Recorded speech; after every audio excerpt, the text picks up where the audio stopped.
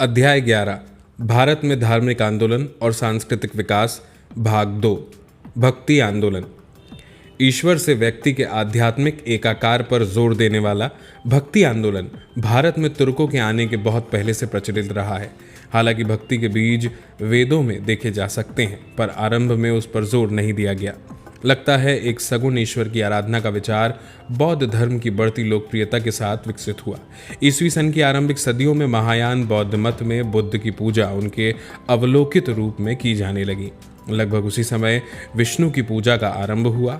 गुप्त काल में जब रामायण और महाभारत जैसे अनेक धर्म ग्रंथों का संपादन हुआ तो कभी कभी कुछ और बातें जोड़कर ज्ञान और कर्म के साथ भक्ति को भी मुक्ति के एक मार्ग के रूप में स्वीकार कर लिया गया। लेकिन भक्ति का वास्तविक विकास 7वीं और 12वीं सदियों के बीच दक्षिण भारत में हुआ। जैसा कि बताया गया है, शैव नयनारों और वैष्णव अलवारों ने जैनियों और बौद्धों द्वारा प्रचारित कठोर जीवन को अस्वीकार कर दिया तथा मुक्ति के लिए ईश्वर की व्यक्तिक भक्ति पर जोर दिया। उन्होंने जाति प्रथा की कठोरताओं की उपेक्षा की तथा दक्षिण भारत के विभिन्न भागों में स्थानीय भाषाओं का उपयोग करते हुए प्रेम और ईश्वर की व्यक्तिक भक्ति के संदेश का प्रचार किया। हालांकि दक्षिण और उत्तर भारत के बीच संपर्क के अनेक सूत्र थे, फिर भी भक्त संतों के विचारों की दक्षिण से उत्तर भारत में पहुंच एक धीमी और लंबी प्रक्रिया रही। अजीब बात यह है कि दक्षिण में जिन बातों के कारण नयनारों और अलवारों को लोकप्रियता मिली थी, उन्हीं के कारण उस क्षेत्र से बाहर उनका अनुभव प्रभाव सीमित रहा। अर्थात इस कारण कि वे स्थानीय भाषा में उपदेश देते और काव्य रचते थे। देश में संस्कृत अभी भी विचारों की वाहक भाषा थी। भक्ति के लोकप्रिय विचारों को उत्तर में विद्वान भी लेकर आए और संत भी। इनमें उल्लेख किया जा सकता है महाराष्ट्र के संत नामदेव का, जो 14वीं सदी के पूर्वार्ध के हैं, और रामानंद का, जिनका काल एक 14वीं सदी के उत्तरार्ध में 15वीं सदी के पहले चतुर्थांश तक माना जाता है। नामदेव एक दर्जी थे, जो संत बनने से पहले कहा जाता है डाकू की वृत्ति भी अपना चुके थे। उनका काव्य, जो मराठी में रचा हुआ है, ईश्वर के प्रति तीव्र प्रेम और भक्ति का भाव जगाता है। कहते हैं कि नामदेव ने दूर दूर तक यात्राएं की थी और दिल्ली के सूफी संतों के साथ विचार विमर्श कर चुके थे। रामानंद रामानुज के शिष्य थे। उनका जन्म प्रयाग यानी इलाहाबाद में हुआ था और वे वहीं तथा बनारस में रहे। उन्होंने विष्णु की जगह राम की आराधना पर बल दिया। इससे भी बड़ी बात यह कि उन्होंने चारों वर्गों को अपने भक्ति मार्ग का उपदेश दिया। उन्होंने विभिन्न जातियों के लोगों के साथ मिलकर भोजन पकाने और साथ भोजन करने पर लगे प्रतिबंध की उपेक्षा की। उन्होंने निचली जातियों समेत सभी जातियों में शिष्य बनाए। मसलन उनके शिष्यों में रविदास थे, जो जाति समेत सभी जातियों में शिष्य बनाए। मसलन उनके शिष्यों में रविदास थे, जो जाति से मोची थे। ऐसे अन्य शिष्यों में कबीर थे, जो जुलाहे थे, सेन थे, जो नाई थे, और साधना, जो कसाई थे।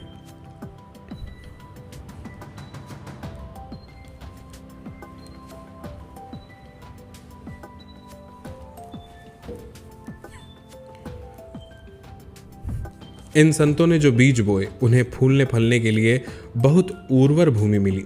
राजपूत राजाओं की हार और तुर्क सल्तनत की स्थापना के बाद ब्राह्मण प्रतिष्ठा और शक्ति दोनों से वंचित हो चुके थे। फलस्वरूप नाथपंथी जैसे आंदोलनों ने जाति प्रथा और ब्राह्मणों की श्रेष्ठता को चुनौती दी तो उनकी लोकप्रियता बढ़ी। इसी समय समानता और भाईचारे के इस्लामी विचार फैले, जिनका उपदेश सूफी संत दे रहे थे।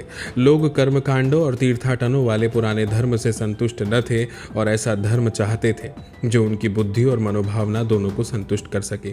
15वीं और 16वीं सदियों में उत्तर भारत में भक्ति आंदोलन इन्हीं कारणों से लोकप्रिय हुआ। जिन लोगों ने मौजूदा समाज व्यवस्था की सबसे कटु आलोचना की तथा हिंदू मुस्लिम एकता की जोरदार पैरवी की, उनमें कबीर और नानक के नाम विख्यात हैं। कबीर के जन्म, मृत्यु और आरंभिक जीवन के बारे में बहुत कुछ अनिश्चित है। कथा यह है कि वे एक विधवा ब्राह्मणी के बेटे थे, जिसने उन्हें जन्म के बाद त्याग दिया था, और एक मुस्लिम जुलाहे के परिवार में वे पले बढ़े। उन्होंने व्यवसाय तो अपने पालक पिता को अपनाया, पर काशी में रहते हुए हिंदू मुस्लिम संतों से उनका संपर्क हो गया। कबीर ने जिनको आमतौर पर 15वीं सदी में रखा, ईश्वर की एकता पर जोर दिया, उसे वे राम, हरि, गोविंद, अल्लाह, साईं, साहिब आदि अनेक नामों से पुकारते हैं। उन्होंने मूर्ति पूजा, तीर्थ यात्रा, नदी स्नान और नमाज समेत औपचारिक आराधना की जमकर निंदा की। वे संत जीवन जीने के लिए गृहस्थ जीवन के त्याग को आवश्यक नहीं समझते हैं। योग क्रियाओं से परिचित होने के बावजूद वे सत्य ज्ञान के लिए न तो संन्यास को महत्वपूर्ण मानते हैं, न किताबी ज्ञान को। जैसा कि एक आधुनिक इतिहासकार तारनचंद कहते हैं, कबीर का ध्येय प्रेम के ऐसे धर्म का प्रचार करना था जो सभी जातियों और पंथों को जोड़े। उन्होंने हिंदू धर्म और इस्लाम की उन विशेषताओं को अस्वीकार कर दिया जो इस भावना के विपरीत थी और जो व्यक्ति के वास्तविक आध्यात्मिक कल्याण के लिए महत्वहीन थी। कबीर ने जाति प्रथा और विशेषकर छुआछूत की जमकर निंदा की और मानव की मूलभूत एकता पर बल दिया। जाति के आधार पर हो या धर्म, नस्ल, वंश या धन के आधार पर, वे मनुष्यों के बीच हर प्रकार के भेदभाव के विरोधी थे। उनकी सहानुभूति निश्चित रूप से गरीबों के साथ थी, जिनसे वे स्वयं को जोड़ते थे, लेकिन वे समाज सुधारक नहीं थे तथा उनका जोर एक सच्चे गुरु के मार्गदर्शन में व्यक्ति के सुधार पर था। गुरु नानक, जिनकी शिक्षाओं से सिख धर्म का आरंभ हुआ, 1469 में रावी नदी के किनारे स्थित गांव तलवंडी, आज का नानकाना, में एक खत्री परिवार में पैदा हुए थे। उनका विवाह बचपन में ही हो गया था तथा पिता का खाता बही का काम संभालने के लिए उनको फारसी की शिक्षा भी दी गई। पर नानक का रहस्यवादी मननशील रुझान था और वे संतों और साधुओं की संगत पसंद करते थे। कुछ समय बाद उनको दैवी ज्ञान मिला और उन्होंने संसार त्याग दिया। उन्होंने पद रचे और उन्हें वे अपने वफादार शिष्य मर्दाना के रबाब, एक तारों वाला वाद्य की धुन पर गाया करते थे। कहते हैं कि नानक ने पूरे भारत में दूर दूर तक यात्राएं की और भारत से बाहर भी गए, जैसे दक्षिण में श्रीलंका और पश्चिम में मक्का मदीना तक। उनकी ओर बड़ी संख्या में लोग आकर्षित होने लगे और 1538 में उनकी मृत्यु से पहले उनका नाम दूर दूर तक फैल चुका था। कबीर की तरह नानक ने भी एक ईश्वर पर जोर दिया जिसका बार बार नाम जपने से तथा प्रेम, भक्ति और उसके साथ ध्यान करने से व्यक्ति मोक्ष पा सकता है, चाहे वह किसी भी जाति या धर्म का हो या पंथ का। लेकिन नानक ने ईश्वर के सानिध्य की पहली शर्त के रूप में चरित्र और आचरण की शुद्धता और मार्गदर्शन के लिए गुरु की आवश्यकता पर जोर दिया। कबीर की तरह उन्होंने भी मूर्ति पूजा, तीर्थ यात्रा और विभिन्न धर्मों के दूसरे औपचारिक कर्मकांडों की घोर निंदा की। उन्होंने मध्य मार्ग की पैरवी की, जिसमें एक गृहस्थ के कर्तव्यों के साथ आध्यात्मिक जीवन का समन्वय संभव है। नानक का एक नया धर्म चलाने का कोई इरादा नहीं था। उनके सहिष्णु दृष्टिकोण का उद्देश्य हिंदू और मुसलमानों के अंतर को कम करना तथा शांति, सद्भावना और आदान प्रदान का वातावरण बनाना था। यही उद्देश्य कबीर का भी था। हिंदू और मुस्लिम के विशाल जनसमूह पर उनके विचारों के प्रभाव को लेकर विद्वानों ने विभिन्न मत व्यक्त किए। कहा जा चुका है कि धर्म के पुराने रूप लगभग अपरिवर्तित रूप में जारी रहे, न ही जाति प्रथा को अधिक उदार बनाना संभव हो सका। कालांतर में नानक के विचार ने एक नए धर्म, सिख धर्म को जन्म दिया, जबकि कबीर के अनुयायी कबीरपंथी नामक एक पंथ बनकर रह गए। लेकिन नानक और कबीर का ध्येय का महत्व एक बृहत्तर दृष्टिकोण से परखा जाना चाहिए। उन्होंने एक ऐसा जनमत तैयार किया जो सदियों तक काम करता रहा। यह बात सभी जानते हैं कि अकबर की धार्मिक नीतियों और विचारों में इन दो महान संतों की बुनियादी शिक्षाओं का उल्लेखनीय प्रतिबिंबन हुआ है, और अकबर की इन नीतियों पर चलने वाला अकेला व्यक्ति नहीं था, जैसा कि हम पिछले अध्याय में देख चुके हैं। फिर भी यह आशा तो शायद ही किसी को रही होगी कि दोनों प्रमुख धर्मों, हिंदू धर्म और इस्लाम के रूढ़िवादी तत्व बिना लड़े हथियार डाल देंगे। जैसा कि हम आगे देखेंगे, रूढ़िवादी तत्वों ने पुराने धर्म का बचाव शुरू कर दिया, जिसको नई चुनौतियों का सामना करने के लिए नया रूप प्रदान किया गया। एक उदार और असंकीर्ण तथा दूसरा रूढ़िवादी और परंपरावादी। इन दो व्यापक प्रवृत्तियों का आपसी संघर्ष 16वीं, 17वीं और 18वीं सदियों के बौद्धिक और धार्मिक विवादों का केंद्र था। इस सतत संघर्ष में हम देखते हैं कि कबीर, नानक और उसी तरह की सोच वाले दूसरे संतों के विचार और धारणाएं महत्वपूर्ण बनी रही। वैष्णव आंदोलन। कबीर और नानक के नेतृत्व वाले उदारतावादी आंदोलन के अलावा उत्तर भारत में भगवान विष्णु के दो अवतारों राम और कृष्ण की उपासना पर केंद्रित भक्ति आंदोलन का विकास हुआ। बाल कृष्ण की लीला पर गोकुल की गोपियों, खासकर राधा के साथ उनकी रासलीला 15वीं और आरंभिक 16वीं सदी के अनेक महत्वपूर्ण कवियों के लिए एक विषय बन गई।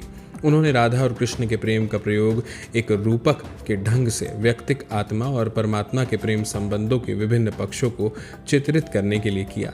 आरंभिक सूफियों की तरह चैतन्य ने भी एक विशेष प्रकार के योगी अनुभव के रूप में संकीर्तन को लोकप्रिय बनाया। ऐसा अनुभव जिसमें प्रभु का नाम जपने से बाह्य संसार विलीन हो जाता है। चैतन्य के अनुसार उपासना का अर्थ प्रेम और भक्ति है, गीत और नृत्य है जिसमें परमानंद की अवस्था उत्पन्न होती है और इसी अवस्था में प्रभु साकार होते हैं जिनको चैतन्य हरि कहते हैं। ऐसी उपासना सभी व्यक्ति कर सकते हैं, चाहे उनकी जाति या धर्म कुछ भी हो। गुजरात में नरसिंह मेहता, राजस्थान में मीरा, पश्चिमी उत्तर प्रदेश में सूरदास और बंगाल उड़ीसा में चैतन्य की रचनाओं ने गीतात्मक प्रवाह और प्रेम की ऐसी असाधारण ऊंचाइयों को छू लिया जो जाति और धर्म की सीमाओं समेत तमाम सीमाओं का अतिक्रमण करती थी। जाति और धर्म से परे ये संत हर एक का अपने दल में स्वागत करते थे और यह बात चैतन्य के जीवन में सबसे अधिक स्पष्ट दिखाई देती है। उनका जन्म और शिक्षा का स्थान नदियां हैं जो वेदांती बुद्धिवाद का केंद्र था, लेकिन 22 वर्ष की आयु में चैतन्य ने जब गया की यात्रा की और वहां एक सन्यासी ने उन्हें कृष्ण पंथ की दीक्षा दी तो उनके जीवन का ढर्रा बदल गया। वे एकेश्वरवादी बन गए और अनथक कृष्ण का नाम जपते रहते थे। कहते हैं कि चैतन्य ने पूरे भारत की यात्रा की, इसमें वृंदावन भी शामिल था जहां उन्होंने कृष्ण पंथ को नया जीवन दिया, पर उनका अधिकांश समय गया में बीता। उन्होंने विशेषकर भारत में पूर्वी भागों पर असाधारण प्रभाव छोड़ा और उनका व्यापक अनुयायी दल था जिसमें कुछ मुसलमान और निचली जातियों के लोग भी थे। उन्होंने धर्म ग्रंथों या मूर्ति पूजा को अस्वीकार नहीं किया, लेकिन उन्हें परंपरावादी की श्रेणी में नहीं रखा जा सकता। उपरोक्त सभी संत कवि मुख्य रूप से परंपरागत हिंदू धर्म के दायरे में रहे। उनका दार्शनिक विश्वास एक प्रकार का वेदांती अद्वैत था जो प्रभु और सृष्टि की बुनियादी एकता पर जोर देता था। वेदांत दर्शन का प्रतिपादन अनेक विचारकों ने किया था, लेकिन संत कवियों को संभवतः जिसने सबसे अधिक प्रभावित किया वे वल्लभ थे। वल्लभ एक तैलंग ब्राह्मण थे जिनका जीवन काल 15वीं सदी का अंतिम और 16वीं सदी का प्रारंभिक हिस्सा माना जाता है। इन संत कवियों का दृष्टिकोण व्यापक स्तर पर मानवतावादी था। उन्होंने मानवीय भावनाओं के उदात्ततम पक्षों और प्रेम और सौंदर्य की भावनाओं पर बल दिया, किंतु असंकीर्ण संतों की तरह वे भी जाति प्रथा में कोई बड़ी दरार नहीं डाल सके। पर उन्होंने जाति प्रथा की कठोरताओं को कम किया और मेलजोल के लिए भी मंच तैयार किया। इस काल के सूफी शायरों और संतों ने उल्लेखनीय सीमा तक इन संत कवियों की बुनियादी धारणाओं को अंगीकार किया। 15वीं सदी में महान अरब दार्शनिक इब्न अल अरबी के एकत्ववादी विचार भारत के एक बड़े वर्ग में लोकप्रिय हो चुके थे। रूढ़िवादी तत्वों ने इब्न अल अरबी की जमकर निंदा की और उनके अनुयायियों को उत्पीड़ित किया, क्योंकि इब्न अरबी का मत था कि समस्त अस्तित्व एक है और हर वस्तु परम तत्व की ही अभिव्यक्ति है। इब्न अरबी का अस्तित्व की एकता का सिद्धांत तौहीद वजूदी, अस्तित्व की एकता कहलाता है। भारत में यह सिद्धांत लोकप्रिय बन चुका था और यह अकबर से पहले सूफी विचारधारा का मुख्य आधार बन चुका था।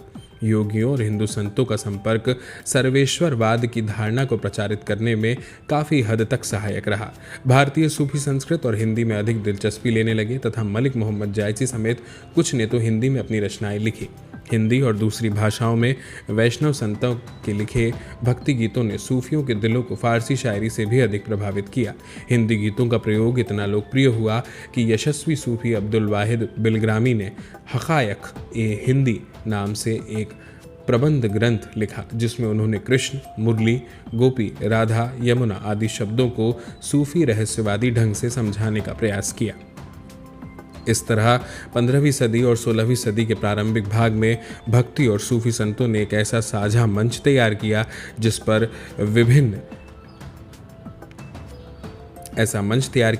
विभिन्न पंथों और धर्मों के लोग एक दूसरे से मिल सकें और एक दूसरे को समझ सकें। अकबर के विचारों और उसकी तौहीद अर्थात सभी धर्मों की एकता की मूल पृष्ठभूमि यही थी। साहित्य, संस्कृत साहित्य। जिस काल की यहाँ चर्चा हो रही है उस काल में संस्कृत उच्च चिंतन की वाहक और साहित्य का माध्यम बनी रही। सच तो यह है कि विभिन्न विषयों पर संस्कृत में जितनी अधिक पुस्तकें इस काल में लिखी गई उतनी शायद पहले के काल में भी नहीं लिखी गई थी। शंकराचार्य के बाद रामानुज, माधव, वल्लभ आदि ने संस्कृत में दर्शन ग्रंथों को लिखना जारी रखा। उनके विचारों का जिस तीव्र गति के प्रसार हुआ उसमें दर्शन ग्रंथों को लिखना जारी रखा। उनके विचारों में जिस तीव्र गति से प्रसार हुआ और देश के विभिन्न भागों में उन पर जिस तरह के वाद विवाद हुए, उनसे इस काल में संस्कृति की महत्वपूर्ण भूमिका का पता चलता है। देश के विभिन्न भागों में, जिनमें मुस्लिम शासन वाले क्षेत्र भी शामिल थे, संस्कृत के विद्यालयों और संस्थाओं का जाल सा फैला हुआ था।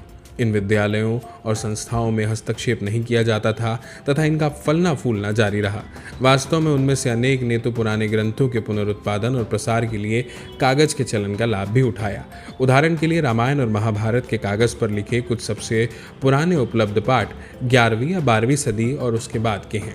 दर्शन शास्त्र के अलावा काव्य, नाटक, कथा, आयुर्विज्ञान, खगोल की, संगीत आदि की पुस्तकों की रचना संस्कृत में जारी रही।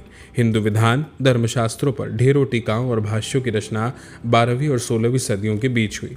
विज्ञानेश्वर कृत मिताक्षर को, जो हिंदू विधान के दो प्रमुख संप्रदायों में से एक है, 12वीं सदी के पहले का नहीं कहा जा सकता। एक और प्रसिद्ध टीकाकार थे बिहार के चंडेश्वर, जो 14वीं सदी के थे। हिंदू राजाओं के संरक्षण में इनमें से अधिकांश कृतियां दक्षिण भारत में, बंगाल, मिथिला और पश्चिम भारत में रची गई। संस्कृत के विकास में जैनियों का भी योगदान रहा। इनमें सबसे प्रमुख हेमचंद्र सूरी थे। अजीब बात है कि इन कृतियों में देश में मुसलमानों की मौजूदगी को ज़्यादातर नज़रअंदाज कर दिया गया। इस्लामी कृतियों या फारसी साहित्य के संस्कृत अनुवाद की कोशिशें कम ही हुई। संभवतः इसका एकमात्र अपवाद यूसुफ और जुलेखा की उस प्रेम कथा का अनुवाद था जिसे प्रसिद्ध फारसी शायर जामी ने लिखा था। दिशाओं का पता लगाने के लिए नाविक विभिन्न ग्रहों की स्थिति जांचने के वास्ते जिस उन्नताशमापी एस्ट्रोलैब का प्रयोग करते थे, उससे संबंधित पुस्तकों के संस्कृत अनुवाद किए गए। ज्योतिष शास्त्र के लिए भी वह उपयोगी था, लेकिन ऐसे प्रयास थोड़े ही हुए जो भारतीयों के दृष्टिकोण की उस संकीर्णता का सूचक हैं जिसका उल्लेख अल बरूनी ने किया था।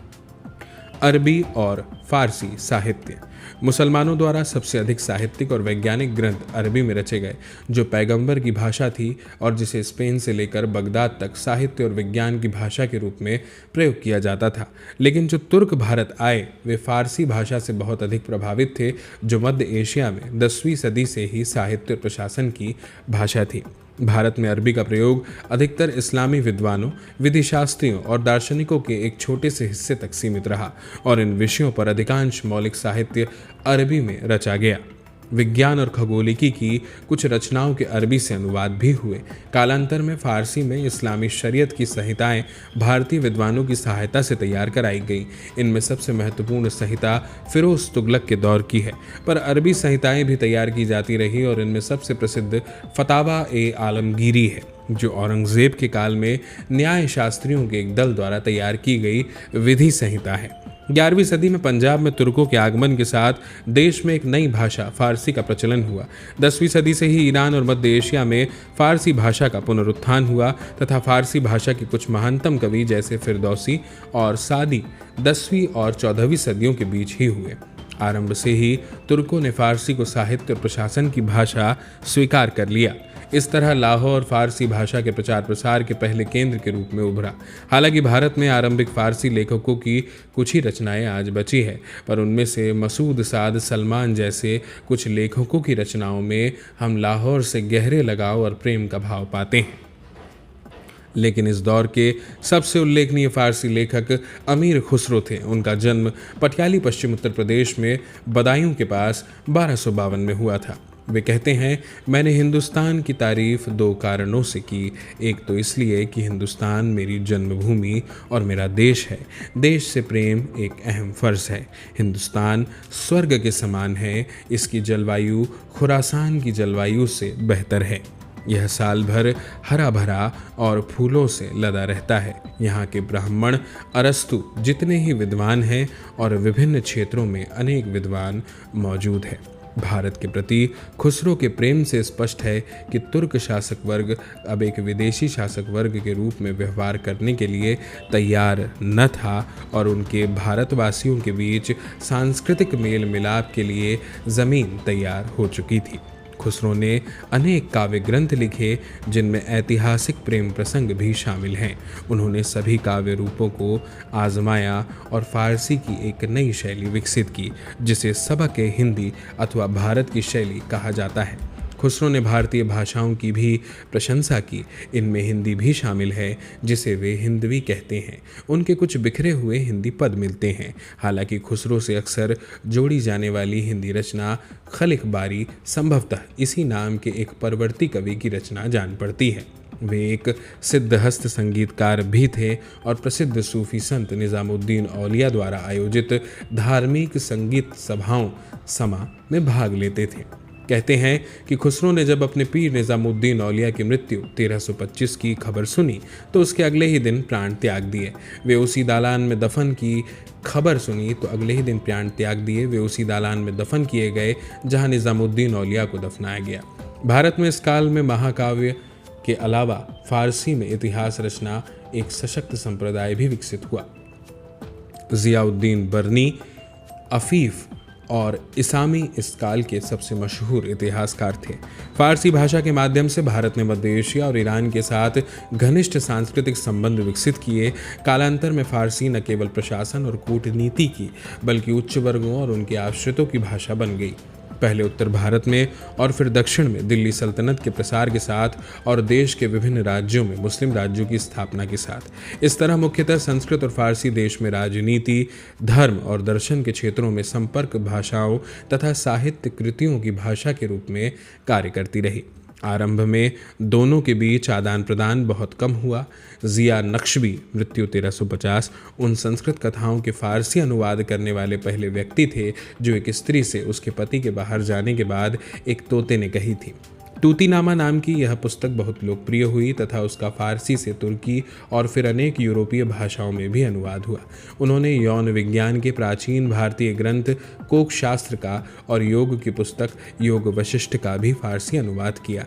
आगे फिरोज शाह तुगलक के काल में चिकित्सा और संगीत के संस्कृत ग्रंथों के भी फारसी अनुवाद हुए।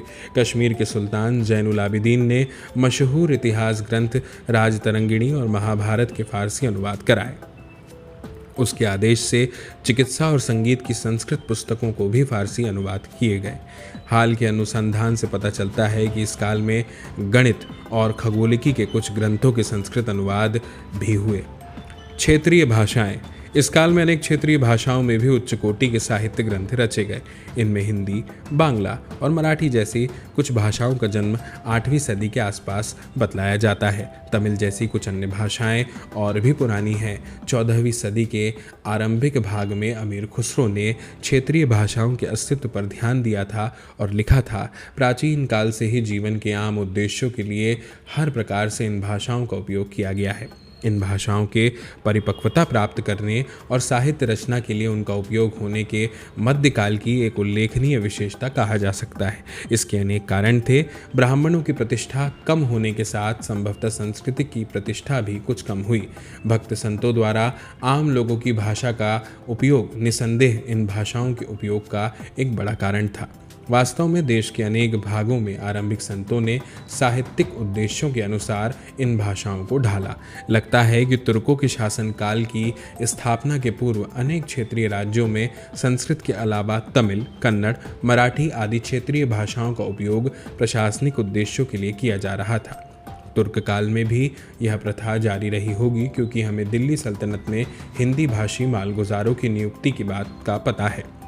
बाद में दिल्ली सल्तनत के विघटन के बाद अनेक क्षेत्रीय राज्यों में प्रशासनिक उद्देश्यों से फारसी के अलावा क्षेत्रीय भाषाओं का उपयोग भी जारी रहा। मसलन विजयनगर शासकों के संरक्षण में दक्षिण भारत में तेलुगु साहित्य का विकास हुआ। बहमनी सल्तनत की और बाद में बीजापुर के दरबार की प्रशासनिक भाषाओं में मराठी एक थी। कालांतर में ये भाषाएं जब विकास के एक विशेष चरण में जा पहुंची तो कुछ मुस्लिम राजाओं ने साहित्यिक उद्देश्यों के लिए भी उनको संरक्षण दिया। उदाहरण के लिए बंगाल के नुसरत शाह ने महाभारत और रामायण के बांग्ला अनुवाद कराए। उसके संरक्षण में मलाधार बसु ने भी भागवत का बांग्ला अनुवाद किया। बांग्ला कवियों को उसके द्वारा दिए गए संरक्षण का जिक्र पहले ही किया जा चुका है। सूफी संतों द्वारा अपनी संगीत सभाओं में हिंदी के भक्ति काव्य के उपयोग का जिक्र किया जा चुका है। जौनपुर में मलिक मोहम्मद जायसी जैसे सूफी संतों ने हिंदी में रचना की और सूफी धारणाओं को इस ढंग से सामने रखा कि जनसाधारण उसे आसानी से समझ सके। उन्होंने मसनवी जैसी अनेक फारसी काव्य विधाओं को भी लोकप्रिय बनाया।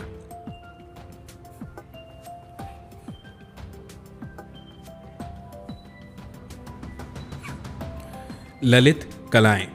आपसी समझदारी और समन्वय की प्रवृत्तियां सिर्फ धार्मिक विश्वासों, कर्मकांडों तथा वास्तुकला और साहित्य के क्षेत्रों में ही नहीं, बल्कि ललित कलाओं, विशेषकर संगीत के क्षेत्र में भी दिखाई देती हैं। तुर्क जब भारत आए तो वे संगीत की समृद्ध अरब परंपरा की विरासत लेकर आए थे। इस विरासत को ईरान और मध्य एशिया में और भी समृद्ध किया गया था। तुर्क अपने साथ रबाब और सारंगी जैसे अनेक नए वाद्य यंत्र तथा नई संगीत पद्धतियां और नियम भी लाए थे।